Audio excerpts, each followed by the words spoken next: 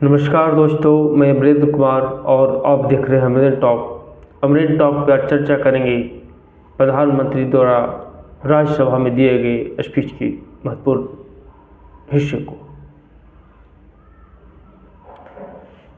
राज्यसभा में दिए स्पीच में उन्होंने 90 मिनट का स्पीच दिया, जिसकी शुरुआत उन्होंने कांग्रेस के करियानामे से की। उन्होंने कांग्रेस की बखिया उधेड़ के रख दी अपने स्पीच में। उन्होंने कहा, कांग्रेस अध्यक्ष खड़गे जी ने हमें 400 सीट जीतने का आशीर्वाद दिया है और कांग्रेस को वेस्ट बंगाल से टक्कर मिल रहा है, चैलेंज मिल रहा है कि वे अपने 40 सीट भी बचा के नहीं रख पाएंगे। पीएम मोदी ने राहुल गांधी के सरकारी कंपनियों के बंद होने के आरोप में कहा, कांग्रेस अपने युवराज को स्टार्टअप बनाकर दिया है, न वो लिफ्ट हो रहा है और न ही लॉन्च हो रहा है। 5 फरवरी के भाषण में नरेंद्र मोदी जी ने कहा था, कांग्रेस द्वारा एक ही प्रोडक्ट को बार बार लॉन्च करने के चक्कर में उसकी जो फैक्ट्री है वो बंद होने के कगार में आ गई है।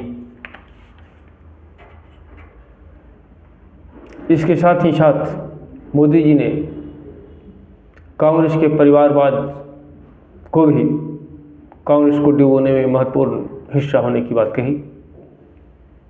जैसा कि आप जानते हैं, राहुल गांधी को प्रोजेक्ट करने के चक्कर में, चूँकि वे गांधी खानदान के हैं, गांधी परिवार के हैं, तो प्रोजेक्ट उन्हीं को आगे बढ़ाना है। इसके चक्कर में कांग्रेस से कई बहुत अच्छे लीडर जैसे सचिन पायलट हैं, माधवराव सिंधिया थे और ऐसे कई नए यूथ लीडर को बलि का बकरा बना दिया गया,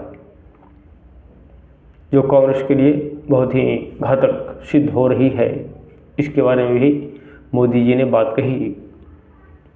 अब हम बात करेंगे कांग्रेस के नरेंद्र मोदी जी के जो स्पीच हैं उनके मुख्य 10 बिंदुओं के बारे में हम बात करेंगे।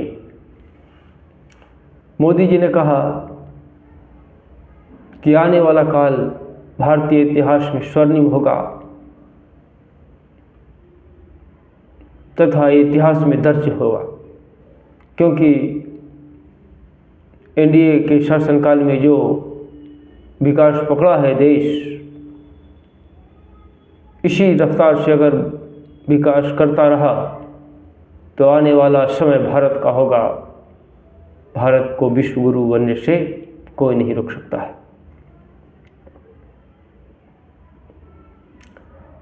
उन्होंने अपने भाषण में कहा, अपने स्पीच में कहा कि आने वाले 5 साल सरकार के द्वारा शुरू किए गए महत्वपूर्ण प्रोजेक्टों के लिए बहुत ही महत्वपूर्ण है, क्योंकि जो प्रोजेक्ट सरकार के द्वारा शुरू किए गए हैं वो सही तरह से क्रियान्वित हो सके, वो सही तरह से धरातल पर उतर सके। इसके लिए ज़रूरी है कि आने वाला 5 साल एनडीए सरकार हो, ताकि वो सभी कार्य सही से धरातल पे उतर सके। मोदी सरकार ने कहा कि 2024 का जो लोकसभा चुनाव हो रहा है उसमें तो अवश्यंभावी ही एनडीए सरकार लौट रही है। कितने लोग इसे मोदी 3.0 का नाम दे रहे हैं। विश्लेषक भी मान रहे हैं कि आने वाले जो 2024 का लोकसभा चुनाव है उसमें मोदी को हराना मुश्किल ही नहीं, नामुमकिन भी है।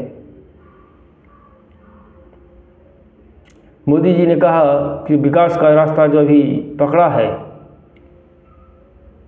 मेरा वादा है, मोदी जी ने वादा किया कि जो विकास का रास्ता जो देश पकड़ा है वो विकास का रास्ता यूं ही चलता रहेगा, उसे धीमा होने नहीं दिया जाएगा।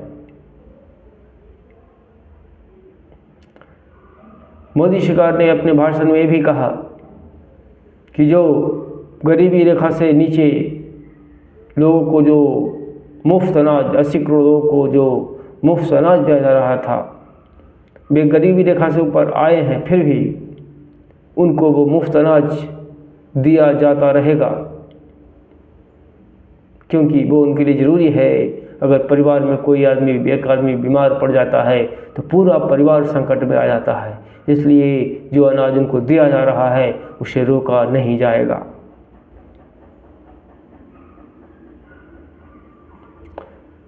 मोदी सरकार ने बहुत से राज्यों द्वारा मेरा देश मेरा राज्य मेरा टैक्स जैसे कमेंट्स किए जाते हैं, उसके बारे में कहा ये देश के लिए खतरा है, देश के भविष्य के लिए खतरा है, देश की एकता के लिए खतरा है। मोदी सरकार ने राज्यों को बारे में भी कहा कि देश का 80% ताकत केंद्र को राज्यों से ही मिलता है। उन्होंने कहा कि पूरा देश भारत तब तक नहीं विकास कर पाएगा जब तक कि भारत का एक एक राज्य विकसित ना हो जाए। राज्यों के मिलने से ही पूरा देश बना है, इसलिए देश का विकास भी तभी संभव है जब राज्यों का विकास हो, राज्यों के लोगों को, राज्यों का जीडीपी बढ़े, राज्य का रोजगार है जो बेरोजगारी घटे, पर इनकम कैपिटा बढ़े, सफाई, सड़क, भवन आदि का निर्माण इम्प्रूव हो। बिना राज्यों के विकास का देश का विकास की कल्पना करना भी मुश्किल है।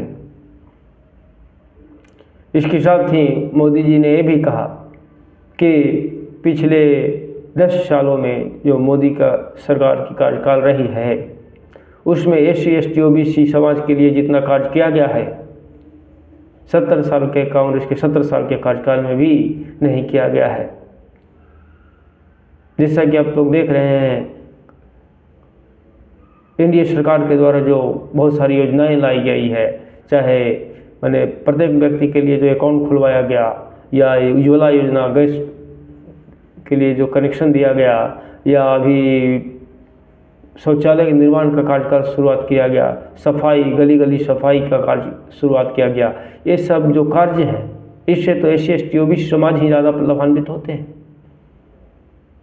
इसलिए उन्होंने कहा कि SC ST OBC समाज के लिए जितना, उनके सशक्तिकरण के लिए जितना कार्य नरेंद्र मोदी सरकार ने किया है पिछले 70 सालों में नहीं किया गया है।